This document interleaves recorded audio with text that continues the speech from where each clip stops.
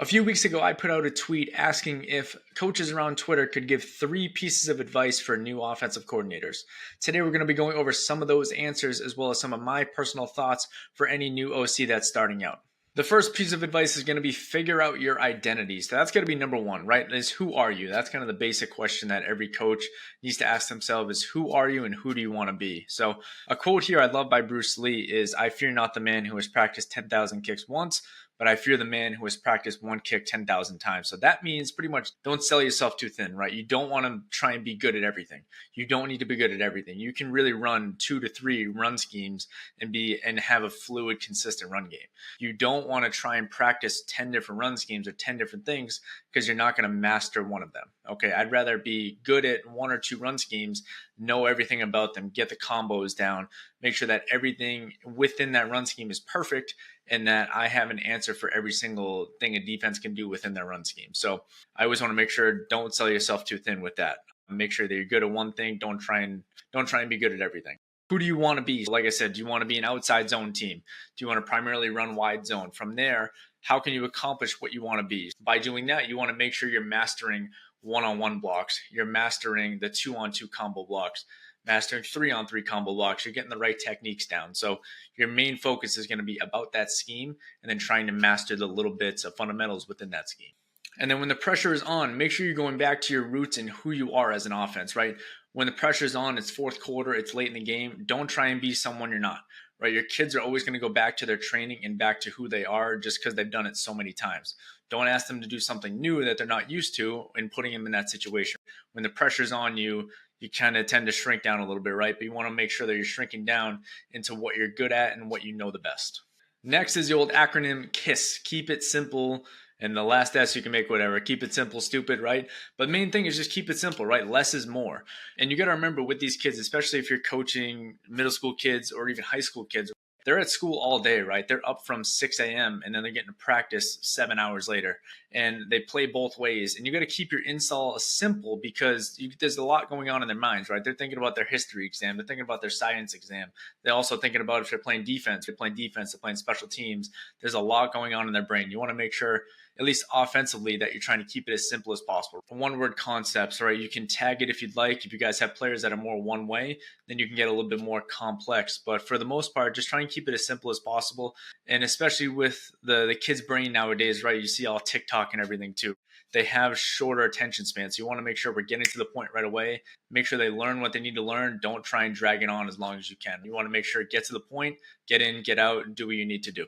And then make the install fun. Let them come up with the verbiage and let them relate to something they know. If you continue to say, oh, this is going to be something that I know from when I was growing up, they're not going to relate to that. Say, hey, I need a hand signal and I need a term for this new pass concept.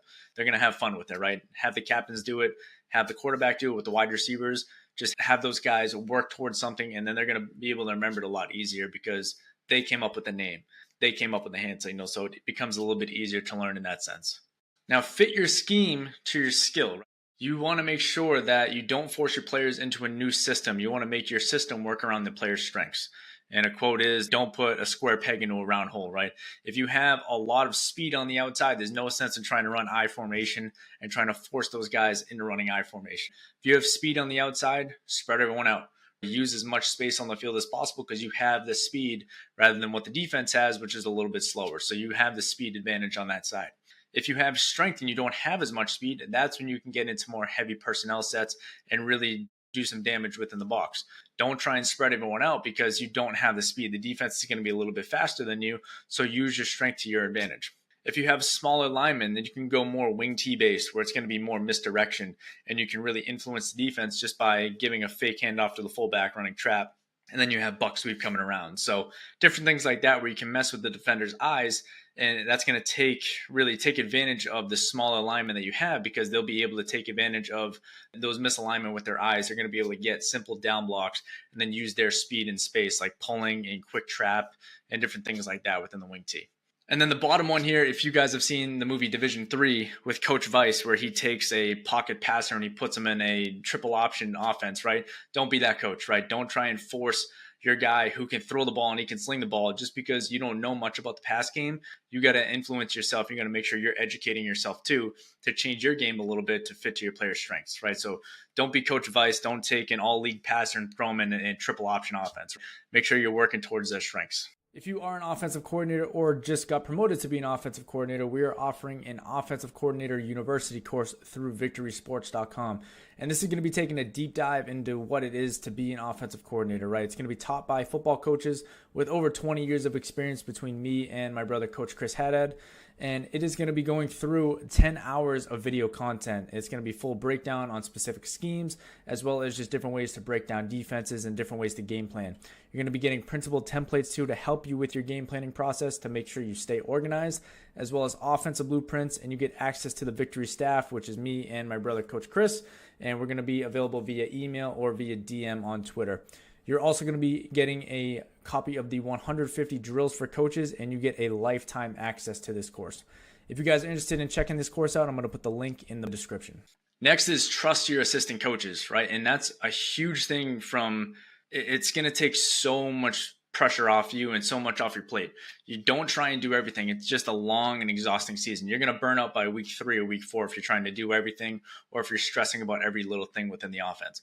You got to delegate some of the stuff to the wide receiver coach, delegate it to the quarterback coach, right? Trust them enough where you can say, hey, I need you to check this out. All right, give me some tips on what this defender is doing in this play. Give them a piece of the game plan, right? I'm going to have you look at coverages, put in all the coverages in huddle for me, and then you can go from there, right? Make sure. But if they're doing it wrong, coach them up on how you want things done. If they're not doing things right, don't scold them. Don't go after them. Just make sure, hey, talk to them. Say, hey, if you try and chew them out or anything like that, they're going to tune you up, right? You don't want to have that relationship with your assistant coaches. You want to make sure that you're coaching them up on how you want things properly, like how you want things done. And you want to make sure that you're all on the same page with everything. And then last two, right, they're going to see things that you won't see, right? Whether they're up in the box or whether they're on the sideline, they just have a different angle at certain things, right? You want to make sure you're trusting them and you're trusting their experience as well with what information they're giving you. And I've always loved this quote here. It's about the Jimmies and Joes, not the X's and O's. Yes, scheme matters. You got to put your team schematically in a good position to win. But a great coordinator knows how to get their best player the ball in 10 different ways. You got to make sure that Jimmys and Joes are taking care of business as well. So you're getting your best player. If he's a wide receiver, you want to make sure you're putting him in the best spot to get the ball at least 10, 15 times a game. If your best player is a running back, you're handing him the ball and you're basing your offense around your best player. You want to make sure that you're identifying the strength of your offense and then you're building off of that. You want to make sure you figure out ways to get him the ball 10 to 15 times a game. If you have a great wide receiver, you can isolate him. You can put him in the slot, put him in the backfield, line him up on a linebacker. Get him, if you normally corners are the best at covering, right? So just leaving him at X and Z is not going to do much for you. Get him in the slot, get him one-on-one on a linebacker. Put him in the backfield, put him one-on-one on an interior linebacker. That's going to make your pass game a heck of a lot better just because now you're really isolating him and his skill and you're putting him in the best position to succeed. If you have a great tight end, you can work more play action, more crossing routes, get him going across the field, really making sure that he's selling those big blocks, selling down, and then really working into his route and getting across the field as fast as he can, right? That's where those tight end leak plays end up breaking pretty big, as well as just getting those play action, get those eyes off the tight end for a second, let him work and let him work into space. And then the last quote is going to be players win games and coaches lose games. I always really thought that, right? If the players are in the right position to win the game, they're going to win the game. If they're not in the right position to win the game, then that's unfortunately on the coaches. So you want to make sure that we're putting the player in the best position to win and you're putting them where they can really show their abilities as best they can. Next is be overly organized. So you always want to make sure you don't want to show up to practice and say, hey, you know what? I forgot to script this. I forgot to do that, right? You always want to make sure that everyone always knows exactly what they're doing. Practice should be as organized as possible. So you want to keep everyone moving. I always like to do 5 to 10 minute periods. Normally, I don't like to go 15 to 20 minutes because then that just gets a little bit too long and you're starting to drag the period on where kids will get distracted.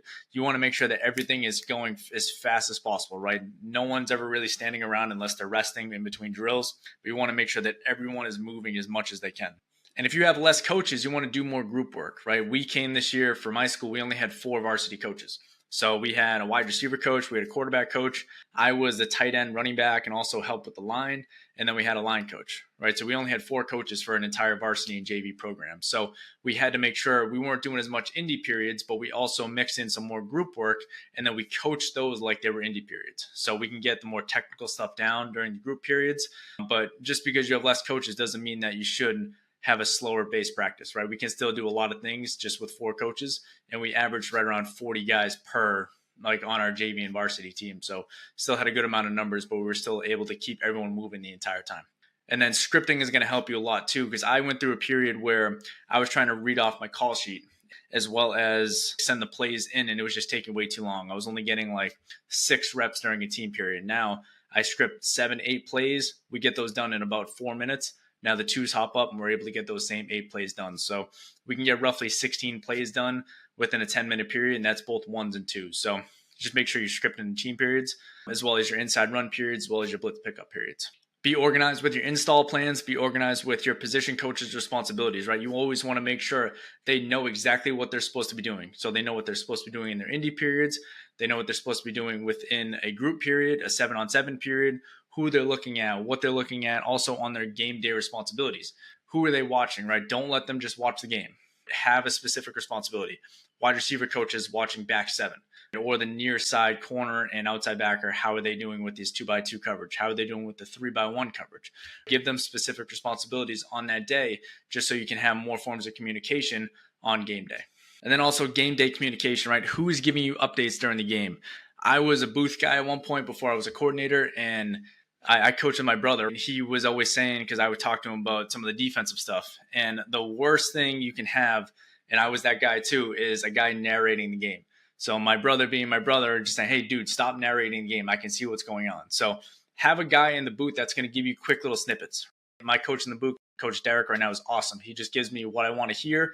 And I'm very I need to be in my space. I need to make sure that give me a little bit of information. I'll go and I'll be able to make my calls from that. I don't need a whole ton of information about every single person on the defensive side. Give me just the basics of what's happening, and then I'll be able to move on from there. But you don't want 10 different voices in your on game day. You want to make sure it's simple, easy communication, where you're just getting a lot of simple information and then being able to make your art and your craft work on the sideline. Communicating with your quarterback is one of the biggest tips I could ever give you.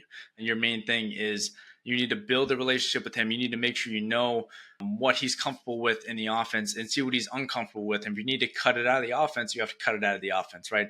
I don't care if it's a sexy play you design and you think it looks so great on paper. If he can't complete it and he's not comfortable with it, or he's not comfortable with a quarterback run or something along that line, you got to cut it out. Okay, you got to make sure, message him, do whatever you need to do. While you're watching film, say, hey, what do you think about XYZ on the defense? Okay. Then he checks it out. He gives you his player perspective, as well as he gives you the perspective of the wide receivers and how everyone's feeling, right? You always know that the wide receivers are going to talk to the quarterbacks outside of practice. So they're going to give you a good vibe of what's going on with the receivers, what the receivers are liking, just the basics within the team and the vibe of the offense, where you're not probably seeing it as much, right? So it's going to make sure that you guys are building a good relationship, and you want to make sure you're seeing what he's comfortable with, what the receivers are comfortable with, as well as who is uncomfortable with something too.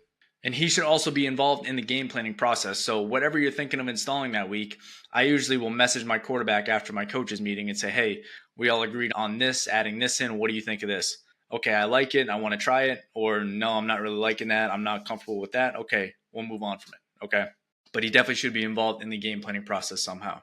And the last one, he needs to know much about you as a play caller and the why behind the play call. So if he sees you talked all week, hey, we're going to be calling dagger because this safety is going to fly out with that fade and we're going to have that dig wide open underneath. Okay, then dagger comes along in the play call in the game. You say, oh, okay, that's the safety he was talking about in game plan. He's going to fly out. I'm going to hit this dig right underneath. So it's the whys behind the play call and really making sure that he understands you just as much as you understand him.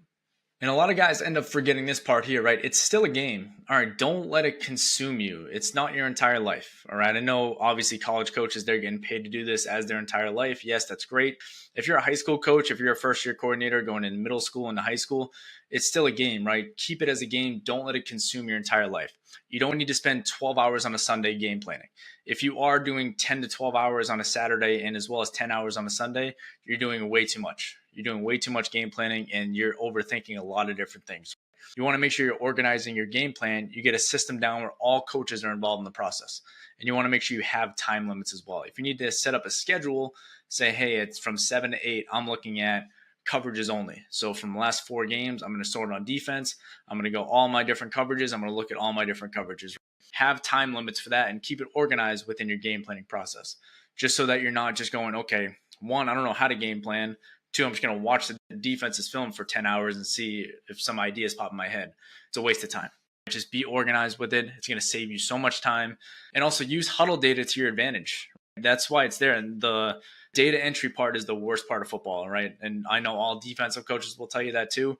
But you want to make sure that we're inputting just some basics information about the defense, and huddle will give you all the information. Right? If you have common fronts, so put in any type of personnel swap. So if they're adding defensive lineman in, taking a defensive lineman out, or if they're going even or odd front, just label even or odd. It'll tell you the down and distance if you have huddle assist. If you're lucky enough to have huddle assist, it can tell you what down they're going even, what down they're going odd. You want to know their common blitzes. So when are they blitzing, and then who is blitzing the most, whether it's a middle backer, where are they blitzing the most, where it's going to be A gap, if it's going to be off the edge. So just knowing those different types of blitzes as well. But just going through and labeling them all is going to be so easy to do. And it'll save you so much time. Situational defense. So what are they doing on third down? What are they doing on first down? So if their base defense is first and second down, what are they doing to change on third down? What are they doing to change in the red zone? Right? Those are the 2 main keys that you need to see. Is what are they doing on third down? What are they doing in the red zone? What is different? Okay. And the last one would be coverage breakdown. So just knowing what the defense looks like when they're in man, what their posture is. Are they a yard off playing man coverage, but then they're 6 yards off in zone coverage? You're going to know the difference just based on their posture, who they're looking at. So if they're staring at the wide receiver, normally it's going to be man coverage. If they're off and tilting in, it's most likely going to be zone coverage. And like I said, it's a game, right? Don't let it consume you. If it's miserable for you, it's going to be miserable for the players. Try and keep it fun. Remember, it's still a game. Of course, unfortunately, stuff happens in the game that we can't control, but make sure you're trying to control what you can control and just keep it as fun. And remember, it's still a game. Have some fun with it. Find what you do well and have answers off of that. So that comes back to what I was talking about with the identity earlier. You want to have at least 2 to 3 solid run schemes. Off of that, you want to have a play action protection off those run schemes just to be able to sell those certain run schemes that you're so good at. Have an answer for what you think the defense will do to stop you. So if you think, all right, they're going to start sealing the edge pretty hard on wide zone. Okay, now I'm going to add an H-back on the edge, and we're going to cut that right back up inside. Off of that, we're going to have play action with that H-back, and then we're going to leak him back on the backside flat. Different things like that where it's going to have an answer to what the defense is trying to do to stop you. And then have as many formations as they can handle, right? You want to make sure that the offense is getting the formations down. And there's a quote I love. Someone tweeted this back, and they said, formations are cheap and plays are expensive. And that's awesome to say, right? Plays are expensive. They're a lot of time. It's a lot of grueling work to get a play down. A formation, you can line a guy up in the backfield behind the guard and then move him to a wing alignment, and it's a whole different thing for a defense. And even so, just a quick little trade in a formation can get them going from 3-by-1 to 2-by-2, and now you're setting yourself up for success just based on the formation. And in all caps here, I have, you won't have an answer for everything, right? Unfortunately, the defense is going to do certain things that is going to disrupt your identity in your main bread and butter play. From there, you want to make sure that problem that, say you end up losing the game, right? Don't just shut the door on your identity. There's a ton of coaches that have probably had the same problem that you have, and it's a lot simpler fix than you think. Reach out to coaches on Twitter, reach out to local coaches or someone that you actually learn that scheme from and see if they have the answer for it, right? Don't just shut the door and say, hey, we can't run it anymore. We're not good at it, this and that, right? It's a simple fix. A lot of stuff with football is going to be a very simple fix, and there's a coach somewhere that has had that same problem. So just reach out and see if anyone has that answer for you. And the last part here is always keep learning, right? You do not know everything and you will never know everything. That's the beauty of football, is that there's always so much to learn. You always think, right now I'm an OC, I know so much about football.